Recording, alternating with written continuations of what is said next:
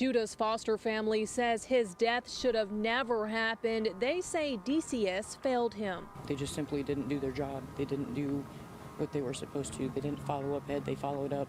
They would have seen the red flags. As candles burned, tributes were paid to 4-year-old Judah Morgan. Loved ones held justice for Judah signs as community members stood together in support. It was sweet.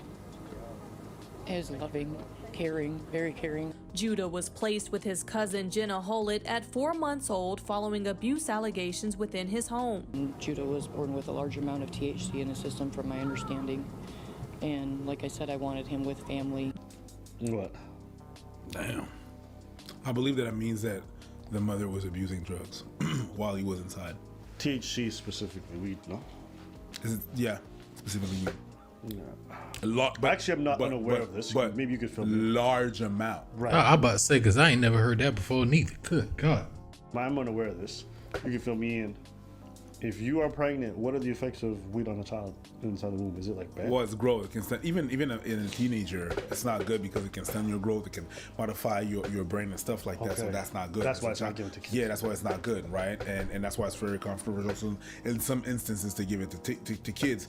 But also, it can help kids with seizure and stuff like that. So sometimes it depends on what the medication. That's in a medical sense. In a medical sense, exactly. But in every other sense, yeah. Yeah, but if you have a large amount of, and the kid has nothing, it can affect it. You know what I mean? So, all right. Yeah. Judah was with her for 4 years, but was reunited with his birth parents, Mary Yoder and Alan Morgan, in April. They're both charged in his death after Judah was found with blunt force trauma Sunday. What made the Blunt force trauma, that means they smashed him until he passed. Good God.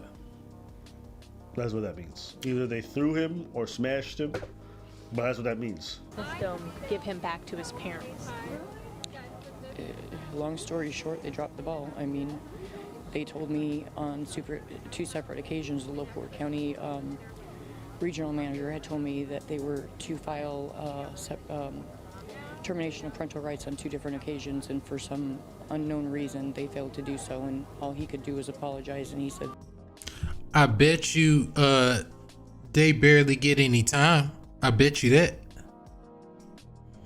Wanna know why? Cause they white.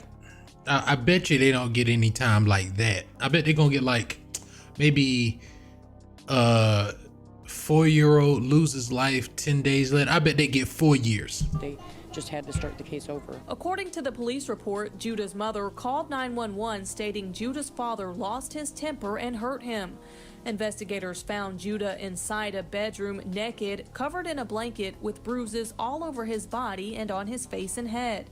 His mother told investigators Judah was sent to the basement around 3 times a week for punishment for not being potty trained like his other 3 siblings in the house. What? The lights were purposely shut off as a, quote, scare tactic, and food was withheld from him. He was potty trained when he was 2. The report also shows Judah's mother said Judah was forced to stay in the basement naked with only a fuzzy blanket for days before being allowed back upstairs, and that his father would duct tape his hands and feet and physically abuse him. Hollett describes Judah's parents as monsters for what they did. That's the hardest part. It's hard for him to be gone, but the details are eating at me. The police report states Judah's mother would tell his father things like, "That's enough," but didn't stop the abuse. Conditions inside were described as having a strong pungent odor of urine and rotting food, with clothing, garbage, and animal fecal matter all over the house. Good The God. refrigerator had a cord attached, preventing anyone from opening it, according to the documents. This is an addict's home. Yes. This is an addict's home. Yes. 100%. You have people with all kinds of traumas, using all kinds of substances, with kids who are already like negatively impacted by their. This is a recipe for disaster. How do y'all be having kids like this though? And like just, and they white too. So how you white and start off losing? That I feel sorry for the kids. That's what I feel sorry for. I don't give a fuck about them parents, but I feel sorry for them kids. Those kids are white and they start off losing.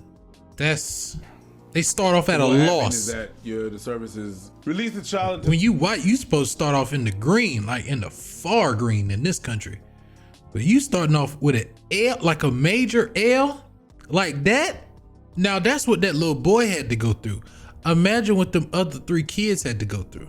To the family without looking at the. Now they ain't got no Originally, parents. the kid was with the family. Fuck them They parents. to be found honest. signs of Yeah, so they took bad behavior, so they took him away, put him I with someone understood else, that. and then they returned the child. I understood that. Right? When they returned the child, they didn't check. You gotta check. No, they're not gonna check. They're white.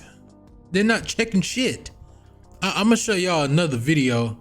I was watching Night Talk yesterday, and I saw him post this video, and I don't know why this shocked me, but then again, I'm not shocked at all. But for some reason, I was shocked when I saw this. I'm gonna show you in a few minutes.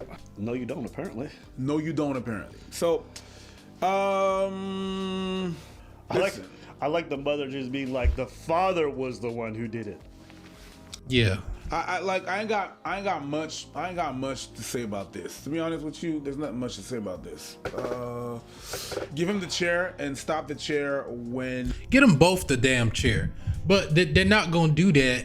I think some, what was it in Florida or was it in Texas that you can put them in the death penalty now? All that means is that niggas is gonna be in the death penalty. That's what that means. White people ain't gonna be on the death penalty.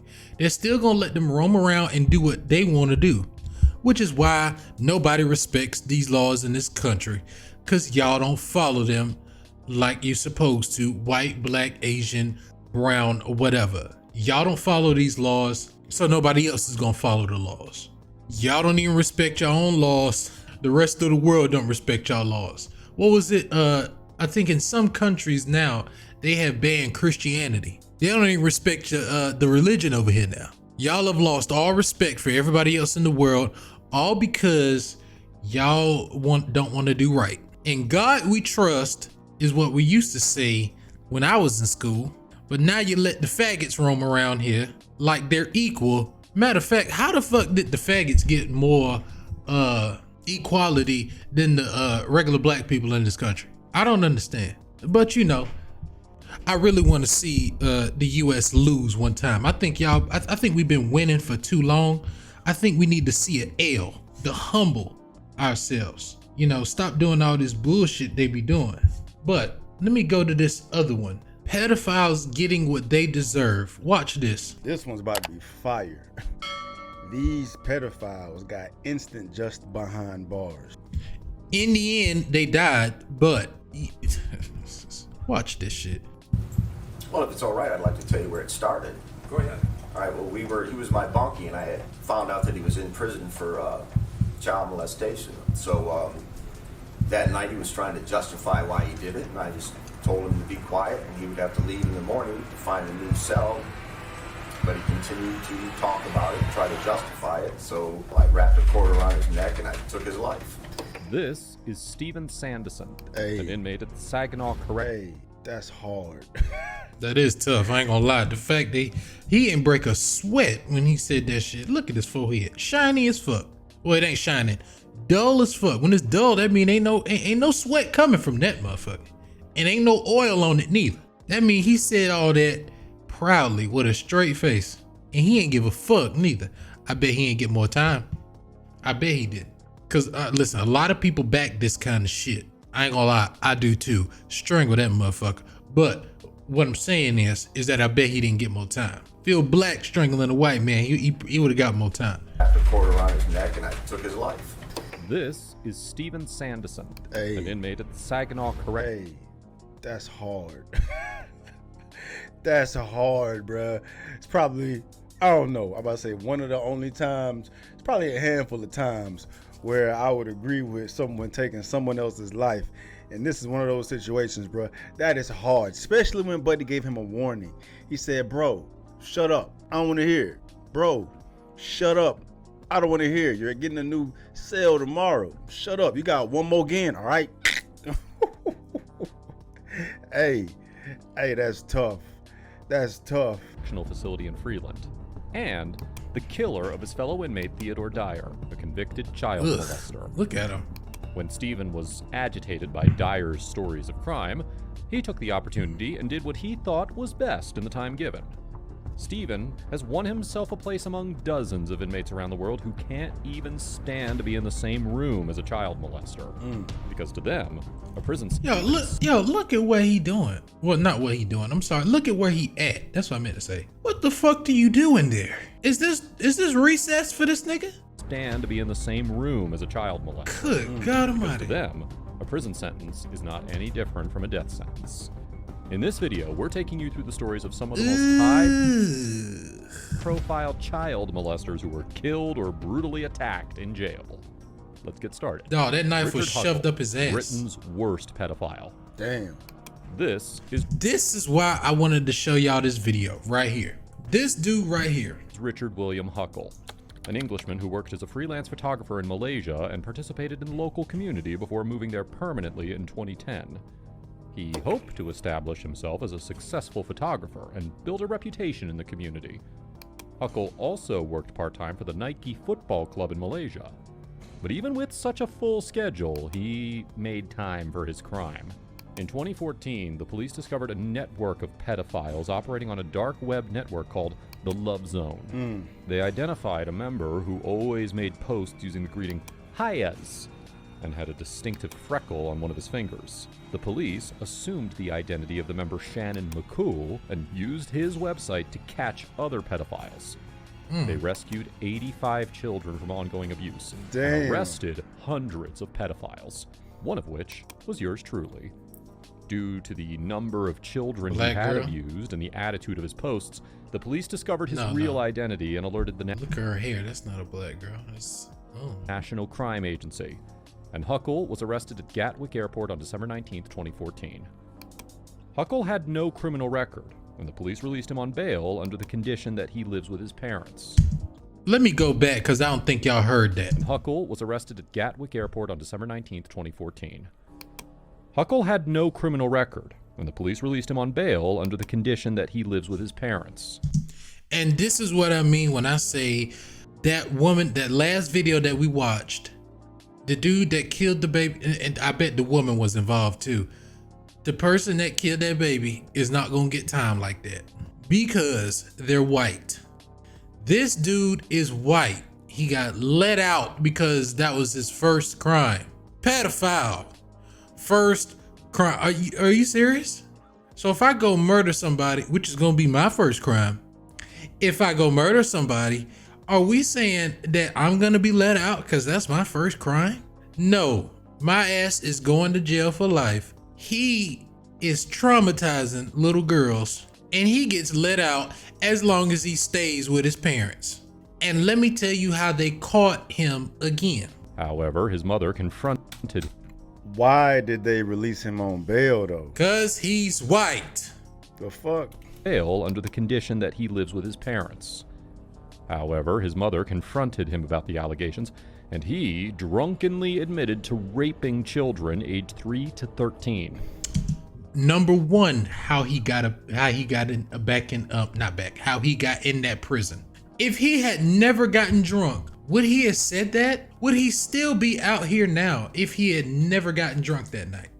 After which, his parents contacted the police and implored them to arrest him. Their parents had morals. Even when it came to their child, they said, lock his ass up. If his parents had no morals, would he still be outside doing what he doing today? And he said it was hundreds. It would probably be in the thousands right now if one, he didn't get drunk that night, and two, his parents didn't have morals. It would probably be in the thousands. He'd be breaking the Epstein record, all because he was rearrested and charged with 91 counts. Damn. He was so all of a sudden 91 counts just pop up now, right? Oh, okay. denied bail by the police and imprisoned at HMP Lewis before being transferred to HMP. You know it's fucked up when your goddamn folks turn your ass in too. You know what I mean? You know what I'm saying? Usually a mother's love can go through all, but nah, you fucking with kids, bro. You got Shout to go. out to them parents. You got to go, dog. Denied bail by the police and imprisoned at HMP Lewis before being transferred to HMP Belmarsh in London to await trial. At an initial hearing at the Old Bailey in January of 2016, Huckle pled not guilty to all 91 charges, which took over an hour to read in court. During a preliminary trial hearing in April, Huckle pled guilty to 71 of the 91 charges he was facing after a request to watch all of the evidence against him in court. His victims ranged in age from 6 months to 12 years old. He 6 boasted about his months crimes to other pedophiles. to 12 The motherfucker said 6 months. And 6 boasted about it. months, bruh. That's unbelievable. and boasted. I mean, it's hard to wrap my mind around pedophilia as a whole anyway. I it just don't really is. understand, and nor do I want to understand that world, man. But 6 months? 6 months a damn human being has been in the world? You trying to... Yeah, man. I want to see what the fuck happened to this. They better have decapitated Nah, say it. See what happened to this bitch. Watch. Go ahead. this fool and decapitated him, cut his legs off, his hands off, put his dick in his mouth. You know what I mean? Like the worst type, burnt him alive or some shit, bro. Posting such comments as, quote, "Hit the jackpot.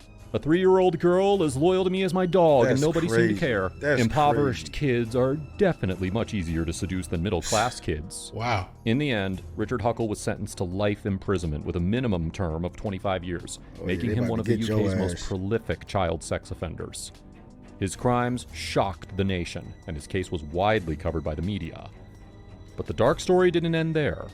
In the years that followed Huckle's conviction, it emerged that he had made plans to abuse more children in the Philippines. The true scale of Huckle's depravity was only fully understood after his death. In October of 2019, he was found dead in his prison cell, having been stabbed to death by a fellow inmate. The killer inmate, Paul Fitzgerald, was said to have attacked as revenge for Huckle's crimes against children. The tragic... That's hard to me, bro. I know we are watching this, but I'm just saying, like, you know, in a facility full of inmates who have been convicted of doing the worst types of crimes, bro. You know what I mean? That's a fucking no-no, bro. You don't fuck with the kids, no matter, you know, what type of situation it is, where you at, who you are, what the situation is, bro. You know what I mean? Like, prisons don't play that shit. You leave the fucking kids alone.